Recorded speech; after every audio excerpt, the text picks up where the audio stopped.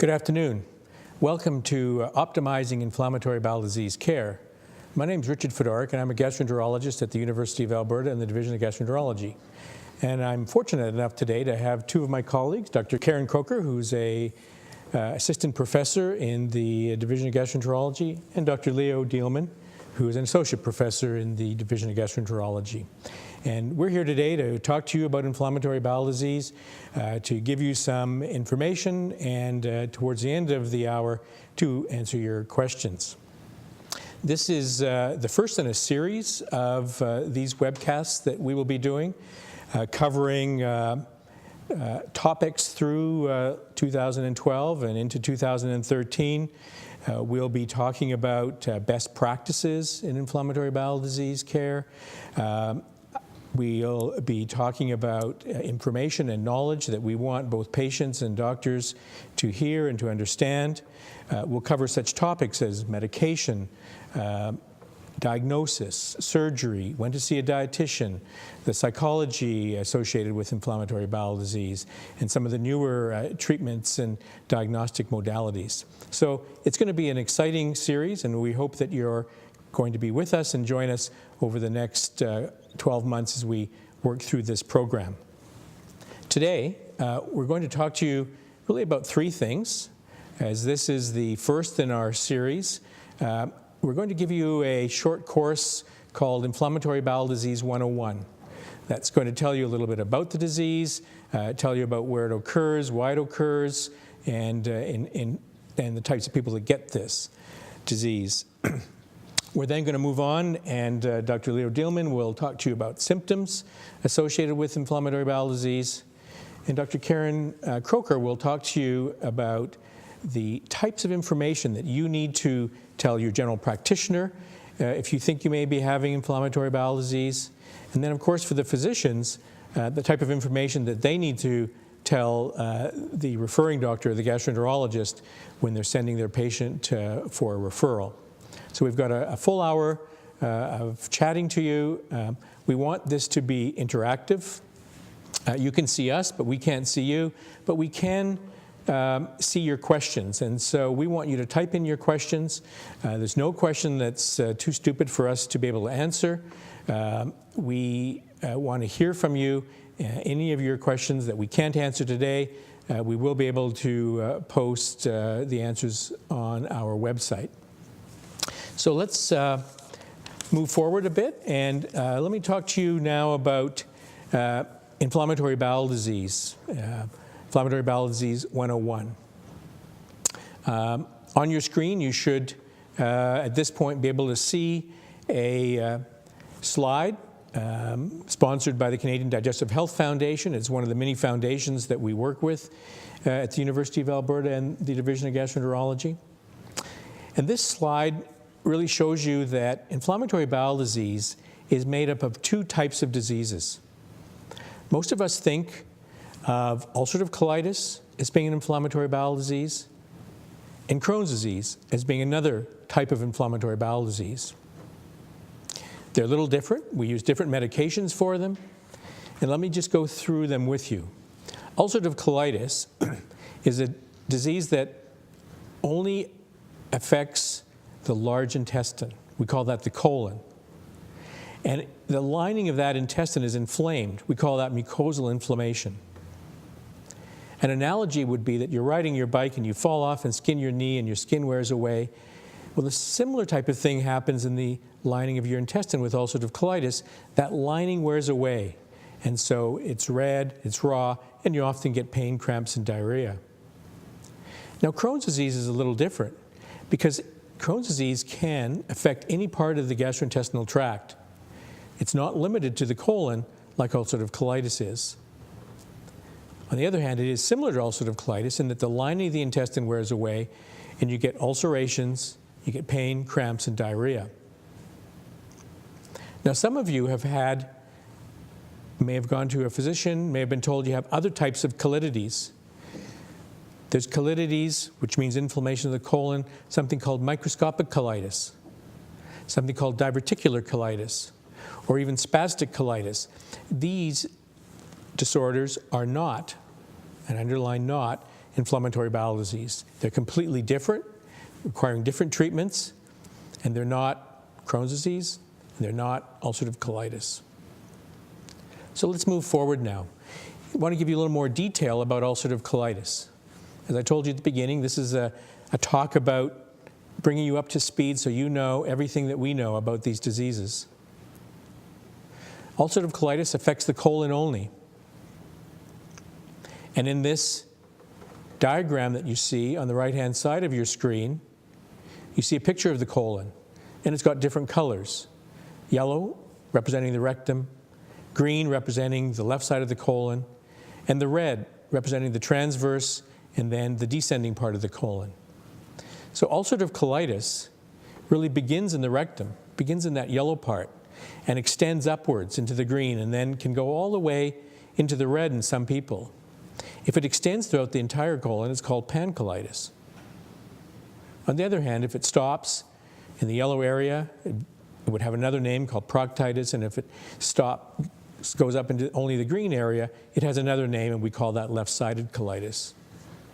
But basically, it's the same disease. Inflammation of the lining of the intestine in the large intestine, and we distinguish how far up it goes and whether it involves parts of the intestine or all of the intestine. And we do that because our treatments will be slightly different depending upon where your ulcerative colitis is. Let's move on to Crohn's disease. So these are a series of smaller little pictures. The important bit to note here is that Crohn's disease can occur anywhere from your mouth all the way down to the bum. Unlike ulcerative colitis, which is only limited to the colon, Crohn's disease can occur in many different parts.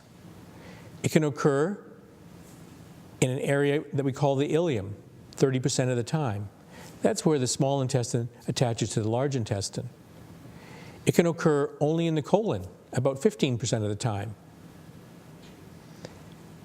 And unlike ulcerative colitis, which is contiguous, when Crohn's disease affects the colon, it can have skip lesions. And I've demonstrated this by that diagram of the colon where you can see the red areas occur red, and then there's a normal area, another red inflamed area, and then another normal area. So we call these skip areas. And this is quite classic of Crohn's disease. 50% of the time, Crohn's affects both that small intestine and then the large intestine. And then very rarely, maybe 5% or less, it affects other parts of the intestine. The stomach, the duodenum, the esophagus, and even people's mouths.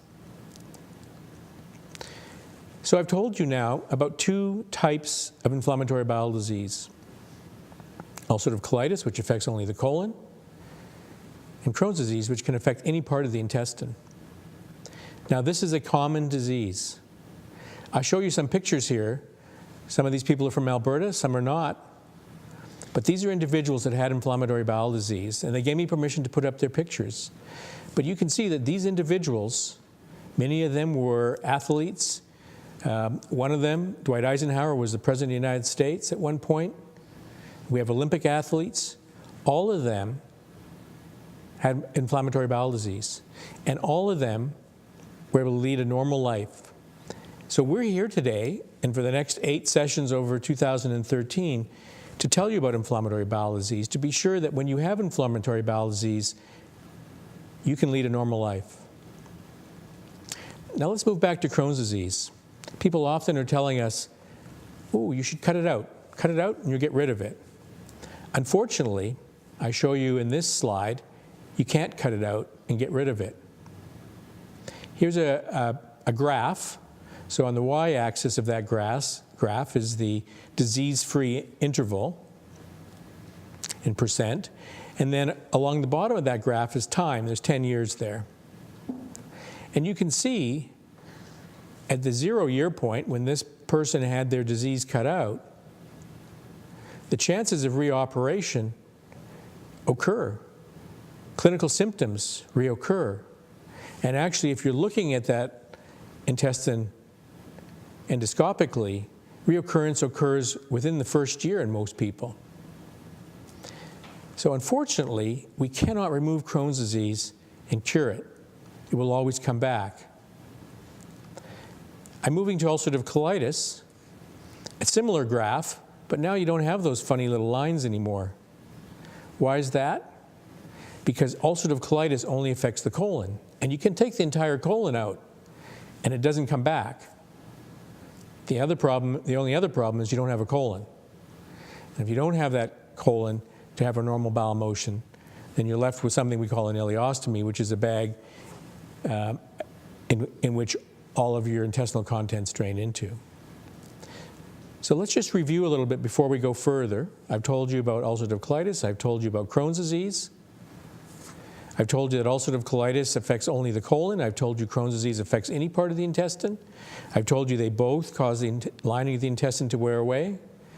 I've told you that Crohn's disease cannot be removed and cured. It will always come back. And I've told you that you can take the colon out for ulcerative colitis, but then you're left with a bag for your intestinal contents to drain into. So let's move forward. Alberta. You can pick out Alberta on this map, but this is a map of the world that shows you that inflammatory bowel disease occurs mainly in developed countries. And within Canada, Alberta and Newfoundland have the highest rates of inflammatory bowel disease in the world. We don't know exactly why that is, but at the Division of Gastroenterology at the University of Alberta, we're working to try and solve that mystery. Why inflammatory bowel disease occurs only in the developed world, why it doesn't tend to occur in South America, why it doesn't occur in Africa, it doesn't occur in Asia to any great extent, and why Alberta, for that matter, has some of the highest rates in the world. Lots of research there, very interesting. And we'll have another session later on next year about that. The other interesting thing is inflammatory bowel disease is increasing. Look at this graph between the 1950s to the mid-2000s. You can see that both Crohn's disease and ulcerative colitis are increasing. The rate in which people are getting this disease is increasing. Another research project that's going on at the University of Alberta. Now, who gets inflammatory bowel disease? There's many of you out there today watching this webcast. You can decide what age range you're in. But look at this graph. The higher the bar means the higher the number of patients. This is a disease of people in the prime of their life. This is a disease that comes on when you're in your late teens, early 20s, and 30s, a time when you're trying to go to school, have a family, start work, all of those important things, and you're saddled with inflammatory bowel disease. So it occurs commonly in Alberta, and it affects young people. I've covered a lot about inflammatory bowel disease. If you didn't get it all, don't worry. We will have other sessions next year and later on this year where we'll be talking about each of those in more depth. But I now want to move to Dr. Leo Deelman. Dr. Deelman, as I introduced to you, is an associate professor in the Division of Gastroenterology at the University of Alberta. And Leo, I want you to review for our audience today the symptoms that people may get with inflammatory bowel disease and the types of things that they need to think about if this type of diagnosis is afflicting them. Yeah. Leo? So, yeah, thank you for this introduction, Richard. And I think that we assume that you already know that you have ulcerative colitis. Well, sometimes you don't, and you come as a new patient. One of the things and one of the hallmarks of ulcerative colitis is when your lining of that colon is affected, you have ulceration or it is inflamed, it leads to lots of diarrhea. So one of the first questions that I, as a physician, may ask you, how many bowel movements do you have, and were they loose? Was it watery stools? And particularly in ulcerative colitis, they are mixed with blood. So you have mostly bright blood coming in with your bowel movements, or sometimes it's so bad that it comes even without bowel movements. And that actually is one of those questions that we ask people. Particularly when your rectum, the last part of the colon, gets affected, inflammation, you get an increased urgency. It's very difficult for you to hold your stool, and you got many times to the bathroom, sometimes even when you don't have bowel movements at all. And it can go on day, but it can also go on at night. And that's the same thing with the increased urgency. Tenesmus is another word for that. And people that have such lose bowel movements can even complain about fecal incontinence, meaning that you lose part of your bowel movements, lose part of your stool, you can't make it to the bathroom on time, and so on. Now, the other symptom you see here on this slide is fatigue, and fatigue is a very general symptom that you can see when people are sick, they are inflamed. Your body has all kinds of inflammatory mediators, we call them, and they lead to an increased amount of fatigue. Now, that's for ulcerative colitis, and we use this kind of symptom score when people come, and we give them a sheet to fill out, and how severe are the symptoms, because if you have obviously not diarrhea and you don't have blood in your stool, you're pretty well. So this way we get a pretty quick idea how you're doing even before we get to see you. So Crohn's disease, there is overlap. Crohn's disease can affect, as you heard from Dr. Fedorek, can affect the colon, but it can also affect the small bowel. Typically, this leads to even more diarrhea than with ulcerative colitis, and if it's affected in the small bowel, the diarrhea can occur without any blood. But Crohn's colitis, I should say Crohn's affecting the colon, can also mean that you have diarrhea and blood, and it looks very similar in symptoms. Abdominal pain is seen that we can, with both ulcerative colitis, but also with Crohn's disease. Some people complain about mostly abdominal pain, and it can be pretty severe. The other hallmark we're looking for, which is kind of an alarm symptom for us, is weight loss. If you are not able to keep your weight and you lose weight over time, of course we want to know how much weight you're losing and if you have gained it back or not. The fatigue is also a symptom of Crohn's disease. Now, Crohn's disease can affect all parts of the intestine, but what's really important for Crohn's disease, it can go all the way to the bowel wall with more superficial inflammation, ulcerative colitis. And when it goes to the wall, it can go to other parts of either the intestine, or it can go to the outside in the skin. When we have such a connection between a hollow organ and for instance, the skin or another hollow organ, we call this a fistula, and that leads to a so-called bypass connection. And stool will come out of openings next to your anus, and you can imagine the kind of difficulty this gives the patient to even talk about it. Fissure is basically mean that you have a little break in the mucosa right at the end of the anus. That means that you have, and if you pass stool, it can hurt a lot. So those are kind of symptoms that we will ask for. Now, the last one I put up here is extraintestinal manifestations. These actually can occur both with ulcerative colitis and Crohn's disease. And that means that your disease and your inflammation is not only confined to your intestines, but also has other parts of organs involved, such as the eye, the inflammation of the eye, particularly iritis. Or you have a red eye, it hurts, or you can even lose the vision, which you have an uveitis. You can have ulcerations of your mouth as a manifestation of your disease. And you can also have joint symptoms. And it can be joint pain, or it can be just joint swelling. And typically some of these symptoms can go up and down with your disease when your disease is bad, or some of these symptoms actually are occurring independently of you. So those actually, by summarizing, symptoms that you will come to see us with, and one of the things we'll be typically asking for. And now I want to introduce Karen Croker, because you're actually going to talk how are people going to be referred to a physician, and what kind of information do we really want in order to use that time that we have for you in the clinic as optimal as possible. Thanks, Dr. Dielman. So the most important thing, I think, when we're making a referral is that when you see your family doctor, if you're a patient or if you're a family doctor and you're referring to us, is there's a number of information that we want to collect, so that makes it easy for us to triage about how urgently we need to see you and about ways in which we can fit you in to get the right tests and things done for you. So the first question we always ask is this: do you know you have IBD, or this is just a new diagnosis of suspected IBD? And if it's known IBD, we want to know if your disease is active, and if it's suspected IBD, usually you would have symptoms suggestive of what we call a flare. And so the symptoms that we're usually looking for is, once again, just like Dr. Dielman was saying, was the number of bowel movements you're having per day. And we want to know if they're bloody or not. And so that's a really quick way for us to assess how sick you are. If somebody is having 20 bloody bowel movements a day, they're much sicker than if they're having 1 or 2, and we probably would see them a lot quicker. In terms of other symptoms, the other warning symptoms we see, especially with Crohn's disease, but even sometimes with ulcerative colitis, is weight loss. And so what we need to know is, and what you need to tell your doctor is, I've lost this much weight and it's been over this period of time. So if you've lost a lot of weight in a month, it's a lot more worrisome if you've lost that same amount of weight over a number of years. But usually as people have difficulty losing weight, we worry about it when people have diarrhea or Crohn's disease, that they're actually either not absorbing their nutrients or also just losing so much fluid.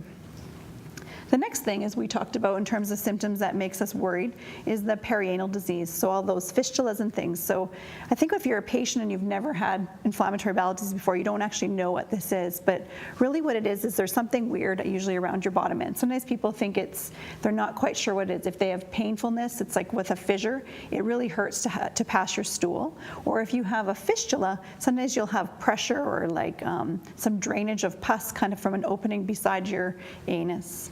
The other kind of symptoms that we think about is how much abdominal pain you're having, and so is that a symptom? And abdominal pain is quite common, especially when people have Crohn's disease and it involves their small intestine. And so your small intestine, if it's trying to contract and move things through and it gets inflamed, it makes it harder, and that's what causes pain. When people get symptoms where sometimes the bowel can get so narrowed with either inflammation or scarring from the disease, sometimes people can get very bloated, or they can develop things like nausea or vomiting where they just can't keep their food down. And so if you're not able to keep stuff down, it's really important to talk to somebody quickly, because as you know, you need to be able to drink fluids in order to stay out of hospital. And then the last thing that's important for a referral in terms of current symptoms is whether or not you have extraintestinal manifestations. So those are those rashes on your skin. There's like problems with ulcers in your mouth, or problems with your joints. And those are the things that are really important for us to tell people about. And then when you're getting a referral, so often if you went to see your family doctor, or if you're a family doctor referring someone, it's really important that we actually have some basic investigations, and that also helps us figure out how sick you are in terms of helping us triage to know we can see the sickest people quickest.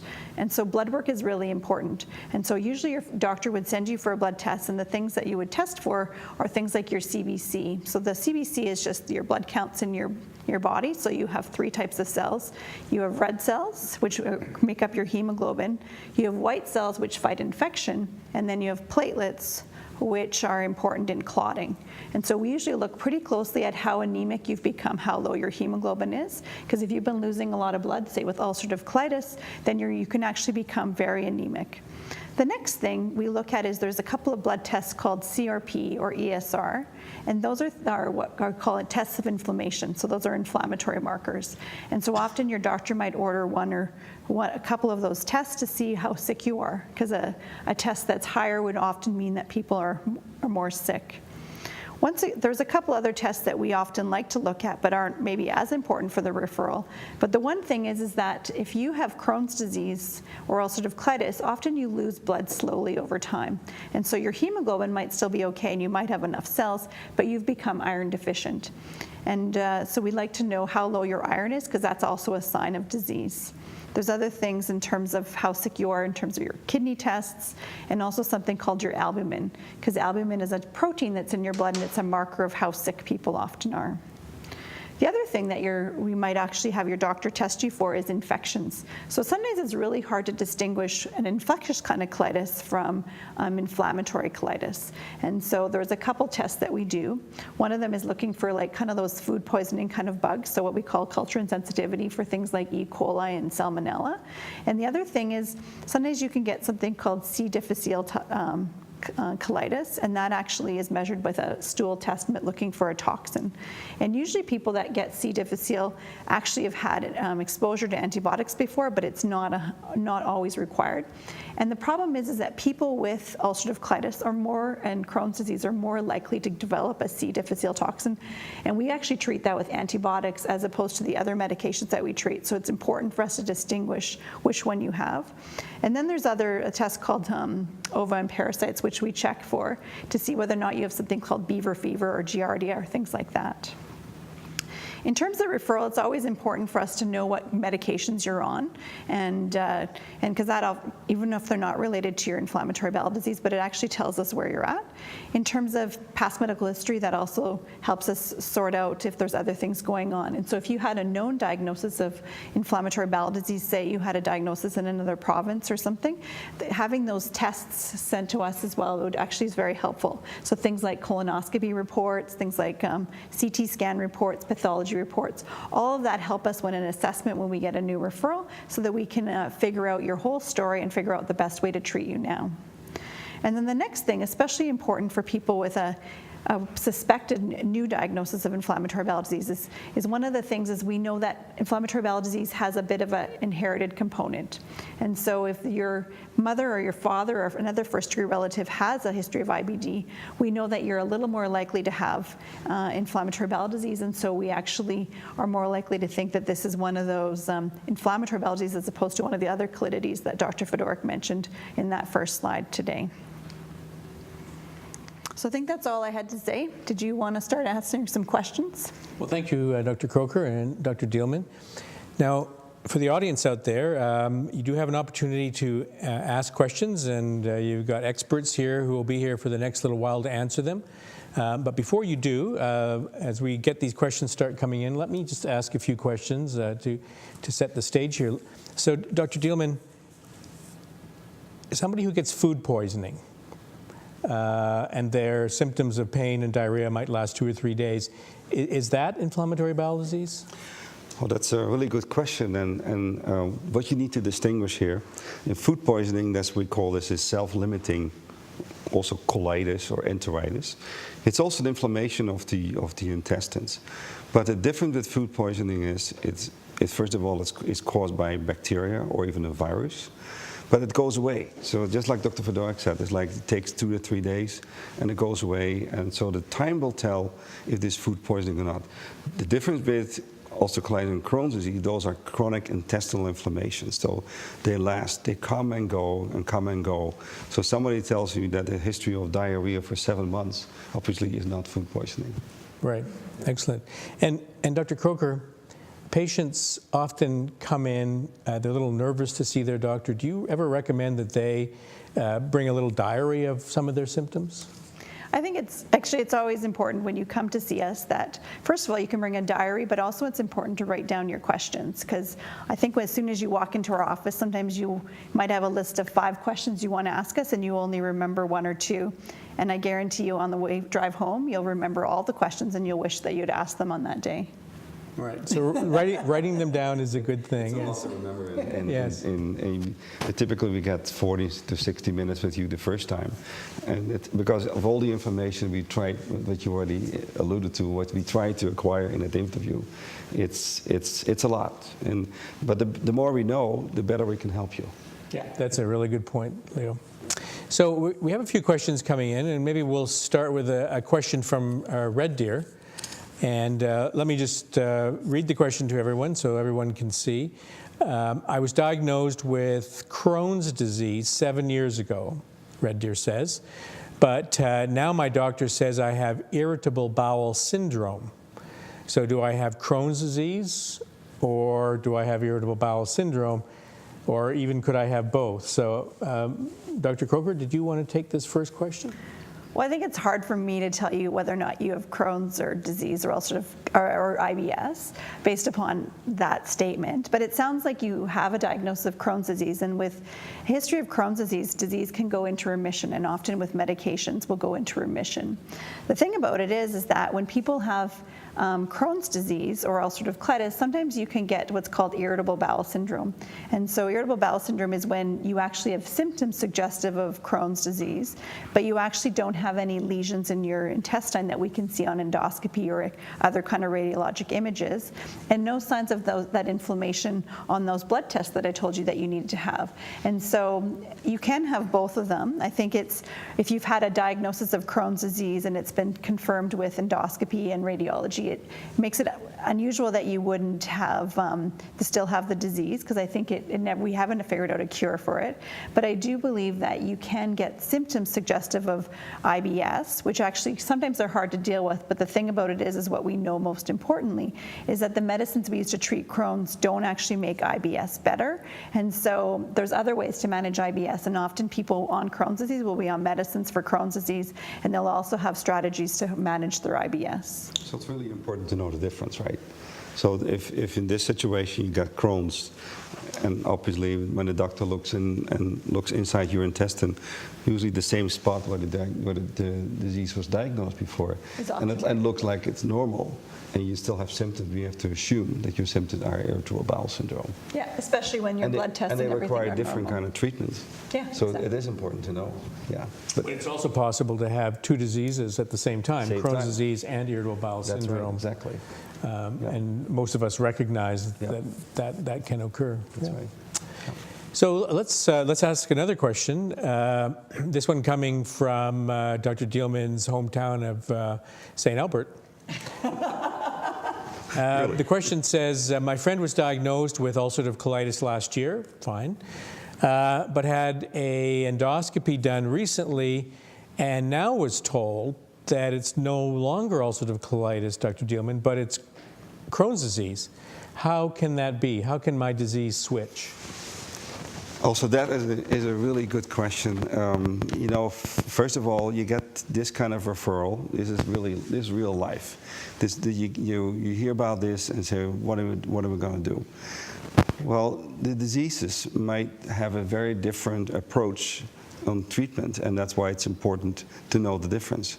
I mean, as you heard of it's ulcerative colitis, then colectomy could be the eventual cure, although we can talk about that later as well.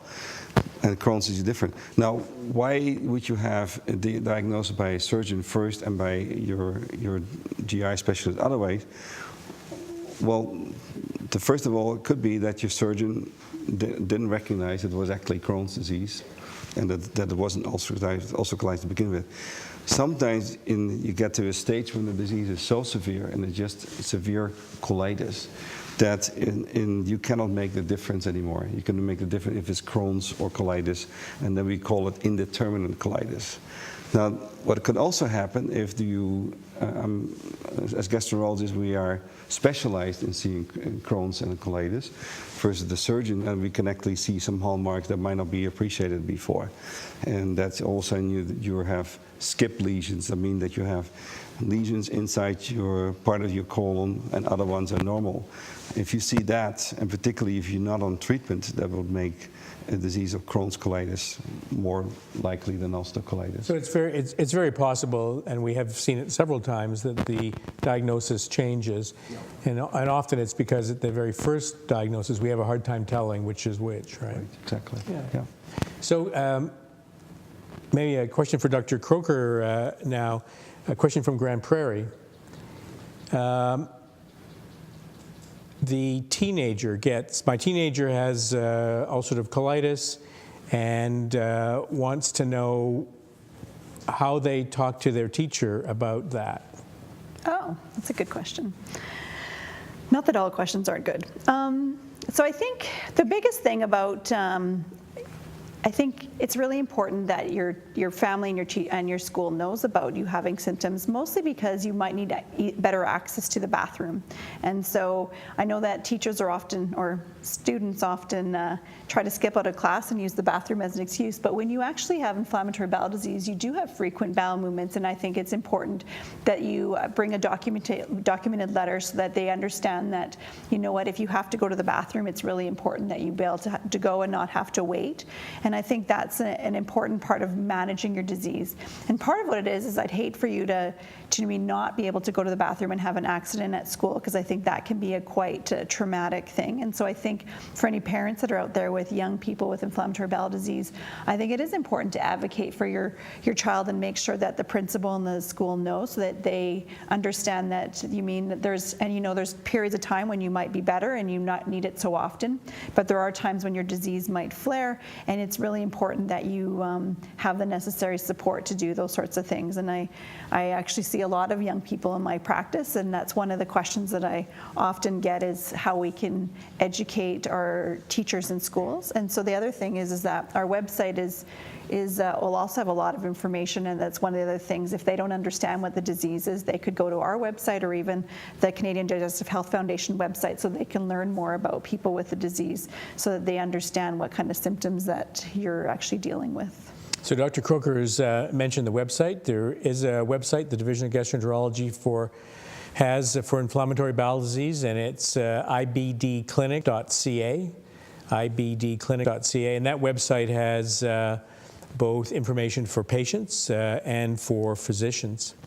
So a couple of questions about, Leo, I want to ask you just to tell us a little bit about what role bacteria in the intestine might play as causing this disease, and that will lead us to the next question. So do you want to just give us a short summary on that? I was about to ask you how much time do I have, an hour or so? It's actually one of my favorites. You have 1 minute. That's my favorite subject. Okay. Now the bacteria in your bowel and they play an important role. We know, for instance, from animals that are animal models. We have several animal models of disease. We imitate the disease, and so we can learn more about them. And one of the things we did learn from some of these animal models, where these animals develop colitis or inflammation, that if you have no bacteria in those animals, particularly when you're susceptible to getting a disease, then actually you don't get a disease. And that was actually our first indication that bacteria are really important for the disease. And it's not only all bacteria, but there's certain type of bacteria that might be more pathogenic, disease-inducing than other ones. And you also have bacteria that are more protective. And if you eat those are probiotic bacteria. So, and that actually, by changing some of the bacteria, for instance, by eating probiotics or eating certain things that make the good bacteria grow, and that's actually called prebiotics, we can actually use it as a potential treatment. So is it fair to say, Dr. Dielman, that some bacteria may actually trigger this disease at some point? Right. Some bacteria may trigger the disease, and besides the bacteria that we already know, like the E. coli bacteria, Salmonella, those actually can also trigger if you have inflammatory bowel disease. You mentioned the Clostridium difficile, which is a spore-forming bacteria, and it can make you really sick. It's not like you have these bacteria and then it's not IBD. You can actually have inflammatory bowel disease and have these bacteria, and that's why it's so important that if you come for your test and you have a flare-up, to test for those bacteria. Then besides the one we know, there are also other bacteria that can cause a disease, right, and some of them actually we can't even culture yet. So there's a lot of research being done around exactly that. Right. Yeah. One of the questions here from Edmonton, it talks about something called fecal transplant as a therapy for inflammatory bowel disease. Do you want to tell us what fecal transplant is briefly? Well, basically it means that you, fecal stands for stool, you do a stool transplant from one individual that preferably doesn't have the disease into a patient with ulcerative colitis. And you give it as an enema, mix it up and give it as an enema? And you can do it either as an enema or you can do it by colonoscopy. And one other way to do this is to put a tube into your stomach and then put the content in there. But you still have to pull that tube out through your mouth. Yes, that's right. So you can imagine what you prefer, right? And talk about that as treatment. Where is that in the treatment? Is that experimental, or is that something you can get at the local drugstore? No, it's total experimental. Actually, it started in Australia with Dr. Cole Barodi, and he had actually fantastic results, but those are all case reports.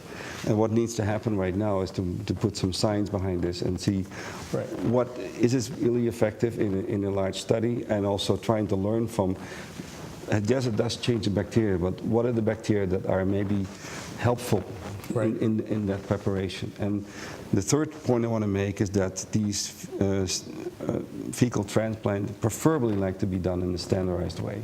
So not like, or I get one for my neighbor or my spouse. That's how it's done right now, but we might get smarter over time. So these things like fecal transplant and other treatments are research treatments that at the University of Alberta we're investigating in the Division of Gastroenterology to determine whether fecal transplant or other medications may be effective in treating this disease. That's right. We're going to have lots of sessions on treatment and medications, and so you'll need to stay tuned over the next number of months to hear about that. I'm going to move to a different topic. One of the questions from Edmonton that I'll answer is, the question is collagenous colitis the same as ulcerative colitis? And the answer is no. There are many different types of colitis. I talked to you about some of them: microscopic colitis, collagenous colitis, diverticular colitis, spastic colitis. What those really mean is the word colitis is just a fancy way of saying inflammation. So they talk about inflammation in the large intestine when you use the word colitis. But all of those types of inflammation in the large intestine are completely different than ulcerative colitis and completely different than Crohn's disease. So they're not the same, and I don't want anyone to mix them up. Let's move on. There's a question from Ontario. Hi, Ontario. Welcome. It's later there for you.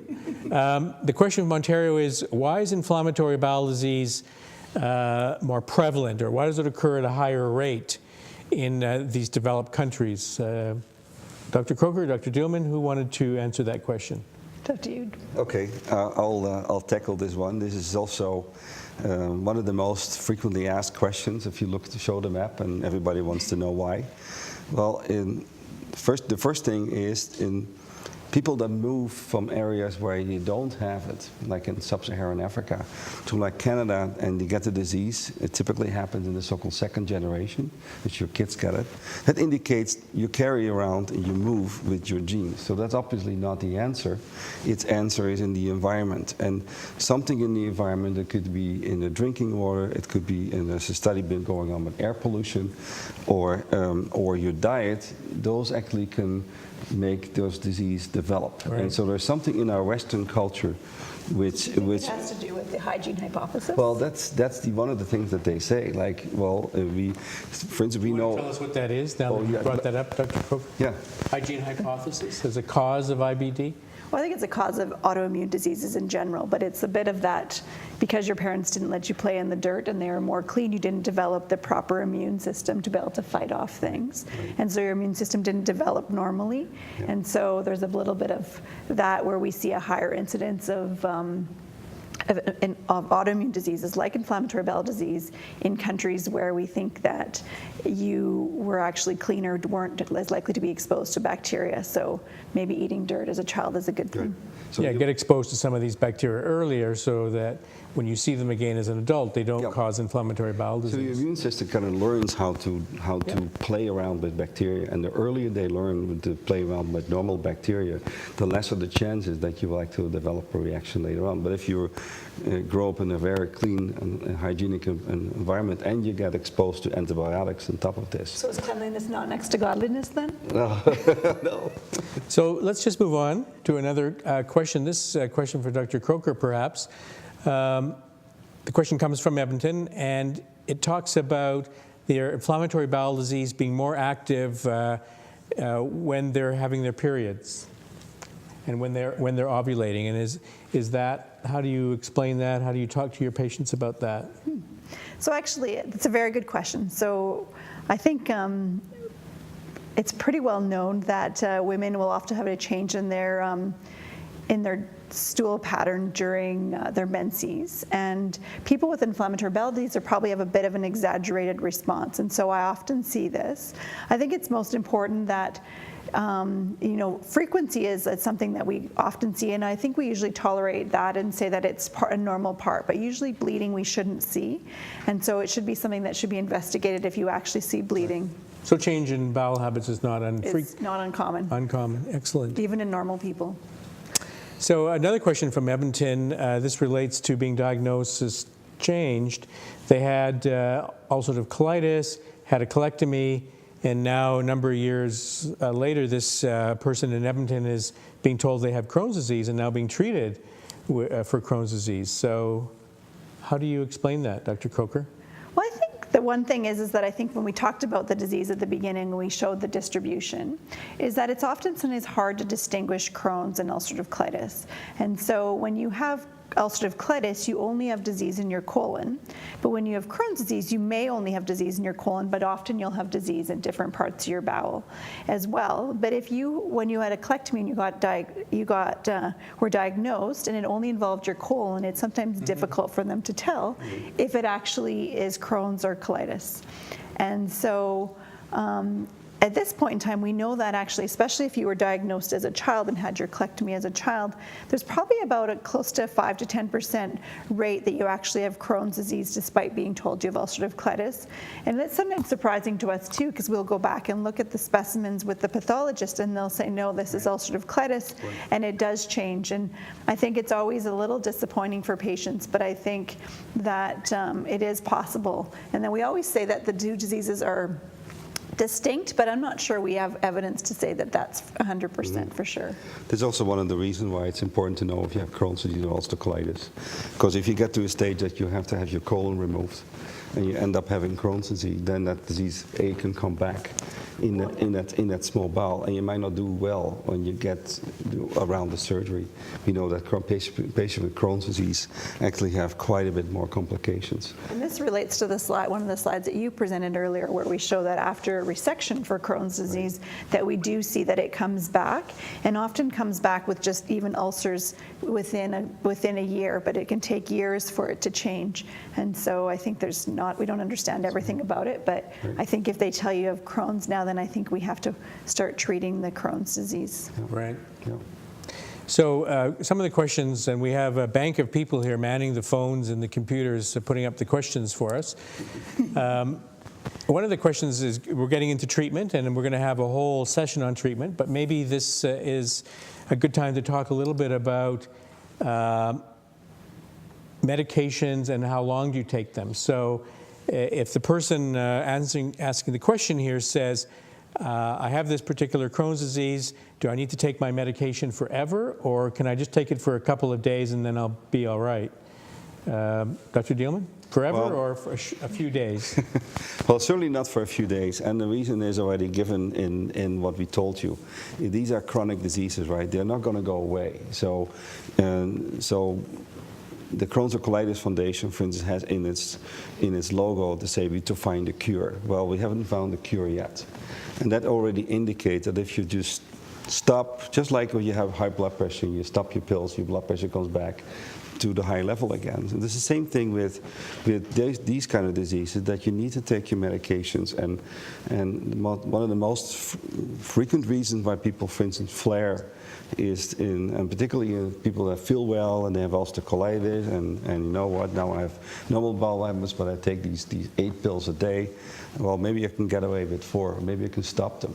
Right. And what happens? People just flare. Well, and I think the one other thing to comment on is that we often have medicines that are get you better medicines, and then we have what we keep you better medicine, or induction medicines and maintenance medicines. Yes. And so you may only take your induction medicines for a short period of time, but everybody needs to be on some sort of maintenance therapy, and I think that's the important part to remember, is that That's right. the medicines might change over time, but it's really important for you to stay on those maintenance medicines, because it's important for you to stay well.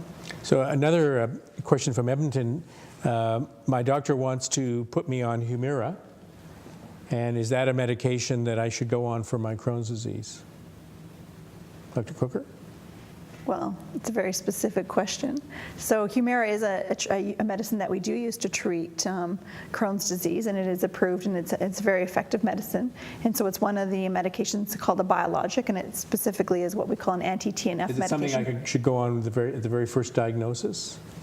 Oh, is that what you're asking? Oh, I misunderstood the question. Usually what it is we actually treat people with what's more of a pyramid approach. And so we actually start with more less powerful medications and move up the chart. However, if you present with a brand new symptoms and you're very, very sick, then your doctor and you would have to discuss whether or not that was appropriate for you depending on your certain circumstance. But it's when we talk about the pyramid of IBD treatment, which I'm sure we're going to have in another session, Humira actually it's closer to the top of the pyramid. Than the bottom, but a good medication nonetheless. Oh yeah, it works well. So this is another question. Some of you may know Dr. Croker does research like the rest of us here at the University of Alberta, and one of her projects is on vitamin D and its relationship to inflammatory bowel disease. And I'll read you a question again, somebody from Edmonton here. I grew up in Southern Africa and moved to Alberta 15 years ago. Is there any evidence that ulcerative colitis could be related to the amount of sunshine we receive? So, Dr. Croker, with your expertise in vitamin D and inflammatory bowel disease, did you want to tackle that question? Sure. So I think when we talk about sunshine, I think the most important thing that we're talking about in terms of relating to inflammatory bowel disease is, like you say, vitamin D. And so people in northern Alberta, we're almost all vitamin D deficient, especially when days are like the winter months where none of us go outside, or at least if we go outside, we're covered from head to toe. And so you're not absorbing vitamin D. And so that's maybe a little bit about when we talked about the question about why is it different in different parts of the world, is we know our vitamin D levels here are low.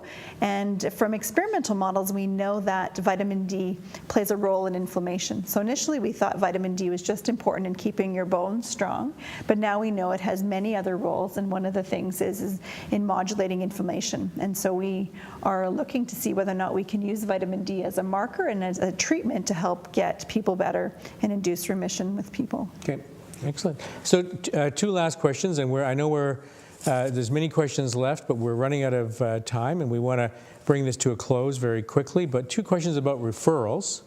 So first question, Alberta is a rural province.